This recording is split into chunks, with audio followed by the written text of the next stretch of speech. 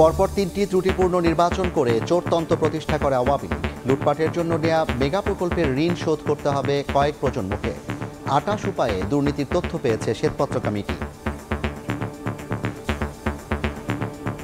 পরবর্তী প্রজন্মের ঘাড়ে দুর্নীতির মাধ্যমে এই মেগা প্রকল্প থেকে যে টাকা পাচার হয়েছে সেটা কিন্তু আমাদের কাছে থেকে যাচ্ছে। চামচা পুঁজিবাদের থেকে কিভাবে চোরতন্ত্রে চলে গেল, রাজনীতিবিদ, আপনার ব্যবসায়ী এবং আমরা, এই 3 সহযোগ সৃষ্টি করা হলো আর কি। যে 3টি নির্বাচন হয়েছে, এই 3টি নির্বাচন এইটা বিষবৃক্ষ সৃষ্টি করেছে এই চোরতন্ত্রে।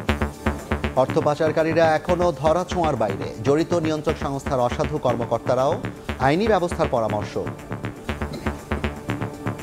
এই সমস্ত প্রতিষ্ঠানগুলো যেমন বাংলাদেশ ব্যাংক, বিএফআইও নিজেই কিন্তু ব্যাংক খাতের লুণ্ঠনের জন্য এবং লুণ্ঠনের সাথে জড়িত অর্থ পাচারের জন্য দায়ী।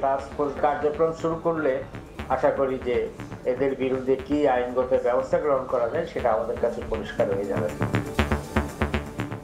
দেখছিলেন প্রধান শিরোনাম। সন্ধ্যার সময় সঙ্গে আছি আমি জাফর সাদিক। এবার অন্যান্য শীর্ষ সংবাদ। 2রা মার্চ চূড়ান্ত ভোটার তালিকা প্রকাশ করবে নতুন ইসি। সংসদীয় সীমানা পুনর্নির্ধারণ নিয়েও আলোচনা। সুষ্ঠু নির্বাচনে সহায়তা দেবে জাতিসংঘ। আগামী নির্বাচন সহজ হবে না, নেতাকর্মীদের জনগণের মন জয়ের নির্দেশ তারেক রহমানের। রাষ্ট্র মেরামত বিষয়ক বিএনপির বিভাগীয় কর্মশালা।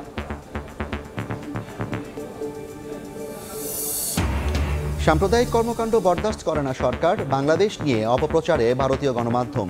কূটনীতিকদের জানালেন উপদেষ্টা। মমতার বক্তব্যের সমালোচনা।